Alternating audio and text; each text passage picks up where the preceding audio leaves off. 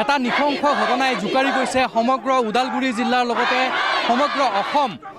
যেহেতু যোৱাকালি দুজনকৈ ছাত্ৰ নিৰুদ্দেশ হৈছিলে আৰু তাৰ পিছতেই সেই ছাত্ৰ দুজন কিন্তু আজি ৰাতিপুৱাৰ ভাগত মৃত অৱস্থাত উদ্ধাৰ কৰা হৈছে আৰু তাক লৈ এতিয়া বিশেষকৈ যি স্থানীয় দল সংগঠনৰ পৰা আৰম্ভ কৰি স্থানীয় যি লোকসকল আছে তেওঁলোকে এয়া টংলা চাৰিআলিৰ এনেদৰে শাস্তিৰ দাবীত বা যিসকল হত্যাকাৰী আছে যিবিলাক হত্যাকাৰী আছে তেওঁলোকৰ শাস্তিৰ দাবীত এতিয়া তেওঁলোকে এনেদৰে ৰাজপথত বহি পৰিছে আৰু তেওঁলোকৰ এটাই দাবী যে যি হত্যাকাৰীয়ে হত্যা কৰিছিলে সেই কণমানি দুটিকৈ নিষ্পাপ শিশুক সেই শিশু দুটিৰ হত্যাকাৰীক ফাঁচীৰ দাবীত এতিয়া এনেদৰে টংলা ৰাজপথ উত্তাল কৰি থকা পৰিলক্ষিত হৈছে। আৰু এটা কথা ক'ব লাগিব যে সেই দুগৰাকী ছাত্ৰ আছিলে, এগৰাকী আছিলে পঞ্চম শ্ৰেণীৰ ছাত্ৰ আৰু এগৰাকী আছিল ষষ্ঠ শ্ৰেণীৰ ছাত্ৰ আৰু সেই ছাত্ৰ দুগৰাকীয়ে পৰীক্ষা দিবলৈ বুলি ঘৰৰ পৰা ওলাই গৈছিলে। তাৰ পিছত কিন্তু তেওঁলোকৰ আজি পুৱাৰ ভাগত তেওঁলোকৰ মৃতদেহ উদ্ধাৰ কৰা হৈছে আৰু তাক লৈ এতিয়া দল সংগঠনৰ পৰা আৰম্ভ কৰি সকলো লোক এতিয়া এনেদৰে ৰাজপথত এয়া টংলা চাৰিআলিৰ পৰিৱেশ আৰু টংলা চাৰিআলিত তেওঁলোকে ন্যায় বিচাৰি এতিয়া এনেদৰে তেওঁলোকে প্ৰতিবাদত নামিছে। মোৰ লগত পংকজ অসমীয়া মোৰ লগত আছে, মই তেওঁৰ ওচৰলৈ আহিম। কি ক'ব? চাওক, আজি যি ঘটনা সংঘটিত হ'ল এই ঘটনাত আমি এগৰাকী মানৱ হিচাপে যথেষ্ট লজ্জিত হৈছোঁ। আজি অসম দিন দুপৰতে অসমৰ ৰাজপথৰ পৰা দুগৰাকী ছাত্ৰ নিৰুদ্দেশ হ'ল।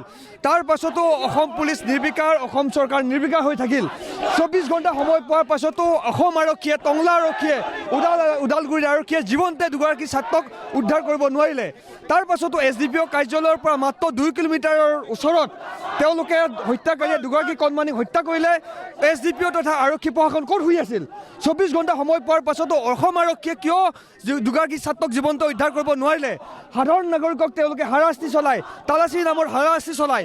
গণতান্ত্ৰিক প্ৰতিবাদ কৰা জনতাক তেওঁলোকে কন্দুৱা গেছ প্ৰয়োগ কৰি হত্যা কৰে। সেই হত্যাকাৰী অসম আৰক্ষীয়ে কিয় দুগৰাকী ছাত্ৰক জীৱন্ত উদ্ধাৰ কৰিব নোৱাৰিলে? আমি এই ঘটনাৰ প্ৰতিবাদত আজি সমগ্ৰ জিলাখনৰ বিভিন্ন দল সংগঠনে ইয়াত কাৰ্যসূচী গ্ৰহণ কৰিছোঁ। আমি ইয়াত DGP উপস্থিত হ'ব লাগিব। DGP উপস্থিত হৈ জনতাৰ লগত কথা পাতিব লাগিব। তেওঁলোকে হত্যাকাৰীক কৰায়ত্ব কৰাৰ এটা সময় দিব লাগিব। তেতিয়া আমি এই প্ৰতিবাদ কাৰ্যসূচী আমি ভংগ কৰিম। যেতিয়ালৈকে ইয়াত DGP উপস্থিত নহয় তেতিয়ালৈকে আমি এই ৰাজপথ আমি নেৰোঁ। জনতাই এই ৰাজপথ নেৰে। আজি যদি দুগৰাকী কণমানি ছাত্ৰৰে নিৰাপত্তা নাই, আমাৰ এই অঞ্চলত জীয়ৰী বোৱাৰীৰ নিৰাপত্তা থাকিব? গতিকে আমি এই চৰকাৰৰ দিনত, বিজেপি চৰকাৰৰ দিনত আমি চৰম অনিশ্চয়তাত ভুগিছোঁ, নিৰাপত্তাহীনতাত ভুগিছোঁ। আমাৰ সাধাৰণ নাগৰিকৰ নিৰাপত্তা হৈছে। এই ঘটনাৰ প্ৰতিবাদত, এই হত্যাকাৰী ছাত্ৰ দুগৰাকীৰ প্ৰতিবাদত অসম চৰকাৰৰ গৃহমন্ত্ৰীয়ে পদত্যাগৰ দাবী জনাইছোঁ। নিশ্চয়কৈ আমি দেখুৱাইছোঁ। মোৰ লগত নেমচুৰ মোৰ বিষয়ববীয়া আছে, মই আপোনাৰ ওচৰলৈ আহিছোঁ। কি ক'ব? দুগৰাকীকৈ কণমানি শিশু ইতিমধ্যে স্কুলত যোৱাৰ সময়ত তেওঁলোকক লৈ গৈ হত্যা কৰা হ'ল আৰু সেই হত্যাকাৰী কিন্তু এতিয়ালৈকে কাৰেক্ট কৰিব পৰা নাই। কি ক'ব? আৰক্ষীৰ সম্পূৰ্ণ বিফলতা, আৰক্ষীৰ বিফলতাৰ বাবে এই হত্যাকাণ্ডটো হ'বলৈ পালে। কাৰণ 12 ঘণ্টা আগতে যিহেতু থানাত এজাহাৰ দিয়া হৈছিলে আৰু এজাহাৰ দিয়াৰ পিছতো তেওঁলোকে সঠিক ৰূপে তদন্ত কৰিব নোৱাৰি মানুহখিনিক হত্যাকাৰীক গ্ৰেপ্তাৰ কৰিব নোৱাৰিলে, যাৰ ফলত এনেকুৱা ধৰণৰ এটা পৰিৱেশ সৃষ্টি হৈছে। আৰু ইয়াৰ কাৰণে সম্পূৰ্ণৰূপে কিন্তু আৰক্ষী প্ৰশাসন আমি দাবী জনাইছোঁ যে হত্যাকাৰীক শীঘ্ৰে কৰায়ত্ব কৰি ৰাজহুৱা স্থানত ফাঁচি দিব লাগে। এইবিলাক কেছ টেছ খেলি একো লাভ নাই, লাষ্টত এইবিলাক বাচি যায়। গতিকে হত্যাকাৰীক ৰাজহুৱা স্থানত ফাঁচি দিব লাগে, অন্যথাই ইয়াতকৈ ভয়ানক আন্দোলন গঢ়ি তোলা হ'ব, জংগী আন্দোলন গঢ়ি তোলা হ'ব। তাৰ কাৰণে কিন্তু স্থানীয় প্ৰশাসন দায়ী হ'ব লাগিব, ওদালগুৰি জিলা প্ৰশাসন দায়ী হ'ব। আমি দেখুৱাইছোঁ পৰিৱেশ। চাওক কিদৰে আচলতে পৰিৱেশ উত্তপ্ত হৈ পৰিছে। এয়া টংলা চহৰৰ মাজমজিয়াৰ পৰিৱেশ। মাজমজিয়াত এতিয়া পুলিচক, আৰক্ষী প্ৰশাসনক জবাবদিহি কৰিছে দল সংগঠন তথা ইয়াৰ স্থানীয় ৰাইজে। এতিয়া তেওঁলোকৰ এটাই দাবী যে যিসকল হত্যাকাৰী আছে, যিকেইটা হত্যাকাৰী আছে, যিকেইটা দুৰ্বৃত্ত আছে, সেই দুৰ্বৃত্তকেইটাক অতি সোনকালে কৰায়ত্ব কৰিব লাগে। আমি সামগ্ৰিক পৰিৱেশটো আমি দেখুৱাই আছোঁ। মোৰ বিলাসী থানাৰ বিষয়ববীয়া আছে। কি ক'ব? যিহেতু এটা নিশংস হত্যাকাণ্ডই টংলা চহৰ ইতিমধ্যে জোকাৰি গৈছে, সমগ্ৰ অসম জোকাৰি গৈছে বুলি ক'ব, কি ক'ব? ইয়াত আৰু ক'বলগীয়া আগৰ পৰা কৈয়ে আছোঁ, পুলিচ প্ৰশাসনৰ মেইন দায়িত্ব নাই। তেখেতসকলক 11টা, 11:30 বজাত FIR দিয়াৰ পিছতো তেখেতসকলে আমি জানিব পৰা মতে সেই দায়িত্বটো আওকাণ কৰি পেলাই তেখেতসকলে হেলমেট চেক কৰি আছে, কিবা চেক কৰি আছে, নথি পত্ৰ চেক কৰি আছে গাড়ীৰ। যিটো ঘটনাত দায়িত্ব ল'ব লাগিছিল তেখেতসকলে সেইটো দায়িত্ব লোৱা নাই। আৰু মই প্ৰশাসনক এটাই অনুৰোধ জনাব বিচাৰিছোঁ, দোষীক সোনকালে কৰায়ত্ব কৰক, কৰায়ত্ব কৰি কঠোৰতকৈ কঠোৰতম শাস্তি। এই বাক্যটো একচুৱেলি ডাইলগ হৈ গৈছে আজিকালি, সেই বস্তুটো আমাক নালাগে। দোষীক ধৰি মানে ফাঁচি দিব লাগে, নহ'লে মৃত্যুদণ্ডটো বিচাৰিছোঁ আমি। আৰু যেতিয়ালৈকে দোষীক কৰায়ত্ব কৰি শাস্তিবিহীন নকৰে বা মৃত্যুদণ্ড নিদিয়ে, অনিৰ্দিষ্টকাললৈকে টঙলা বন্ধ কৰাৰ আমি অকল ছাত্ৰ সংগঠন, কোনো এটা দল সংগঠন বুলি নহয়, আমি সকলো ৰাইজ লগ লাগি, দল সংগঠন বুলি নাম লৈ কোৱা নাই, সকলো টংলা আঞ্চলিকবাসী ৰাইজ লগ লাগি আমি এই সিদ্ধান্ত ল'বলৈ বাধ্য হ'ম। জয় অসম। মোৰ লগত আজি গোৰ্খা ছাত্ৰ সন্থাৰ বিষয়ববী আছে, মই তেওঁলোকৰ ওচৰলৈ আহিছোঁ। কি ক'ব, যিহেতু এটা নৃশংস ঘটনাই জোকাৰি গৈছে সমগ্ৰ অসম বুলি ক'ব লাগিব, এতিয়া এই টংলাৰ ঘটনা হৈ থকা নাই, কি ক'ব এই ক্ষেত্ৰত?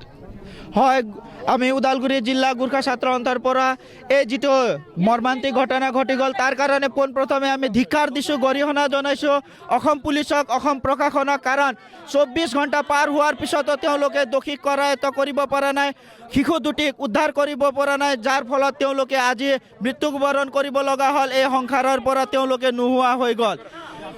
যি সময়ত অসম চৰকাৰে নতুন নতুন কৌশল আৰু প্ৰযুক্তিবিদ্যাৰে হস্তম বুলি আমাৰ প্ৰশাসন হস্তম বুলি দম্ভালি মাৰে, এই ক্ষেত্ৰত তেওঁলোকে কিন্তু শিশু দুটিক উদ্ধাৰ কৰিবলৈ সম্পূৰ্ণৰূপে ব্যৰ্থ হৈছে।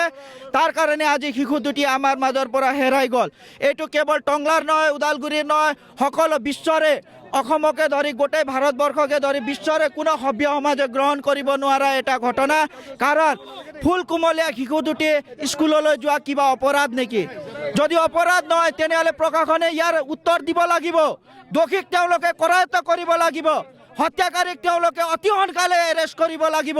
কাৰণ যি হত্যাকাৰীয়ে ফুল কোমলীয়া শিশু দুটিক 12-13 বছৰীয়া শিশু দুটিক বিদ্যালয়লৈ শিক্ষা গ্ৰহণ কৰি থকা শিশু দুটিক হত্যা কৰিব পাৰে, তেওঁলোক মানৱ নহয়, মানৱ হোৱাৰ যোগ্য নহয়, তেওঁলোক দানৱ হয়। আৰু কোনো সভ্য সমাজে এনেকুৱা মানসিকতা থকা দানৱকেইটাক এই মুকলি আকাশৰ তলত জীয়াই থকা বা মুক্তভাৱে বিচৰণ কৰি থকা আমি একচেপ্ট নকৰোঁ। প্ৰশাসনক আমি কৈ দিছোঁ, আল্টিমেট আপোনালোকক 24 ঘণ্টাৰ সময় দিছোঁ। 24 ঘণ্টাৰ ভিতৰত এই দানৱকেইটা আপোনালোকে এৰেষ্ট কৰি যদি কঠোৰছে কঠোৰতম শাস্তি নিদিয়ে তেনেহ'লে কোনো দল সংগঠন আমি ইয়াতে বহি নাথাকোঁ। কালি যদি ইয়াতে কিবা বিশৃংখল পৰিস্থিতিৰ সৃষ্টি হয় তেনেহ'লে একমাত্ৰ দায়ী হ'ব প্ৰশাসন।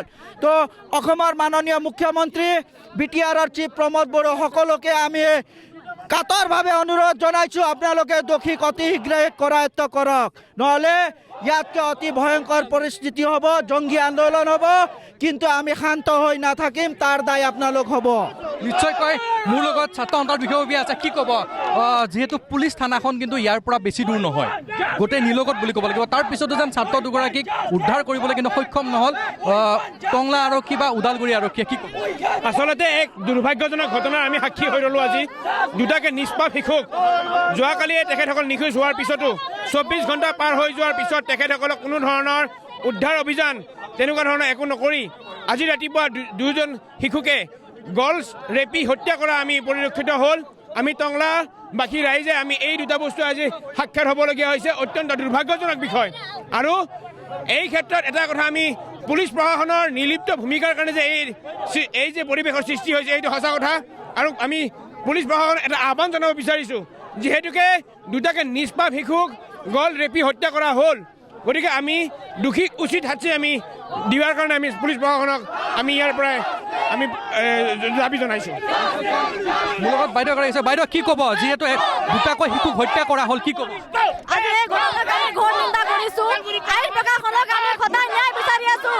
দুদিন আগত মহিলা ঘটনাৰ কাৰণে আমি ন্যায় বিচাৰিছোঁ, আজি বাচ্চাৰ কাৰণে ন্যায় বিচাৰিছোঁ, তাৰ আগত আমি ৰেপ কেছৰ কাৰণে ন্যায় বিচাৰিছোঁ, কিন্তু আজিলৈকে আমি ন্যায় পোৱা নাই। চৰকাৰে আমাক কয় মহিলা সুৰক্ষিত আছে, আইনে আমাক চৰকাৰে আমাক সুবিধা দিছে, কিন্তু আমি বিচাৰোঁ আমাক সুবিধা নালাগে, চৰকাৰৰ সুবিধা নালাগে।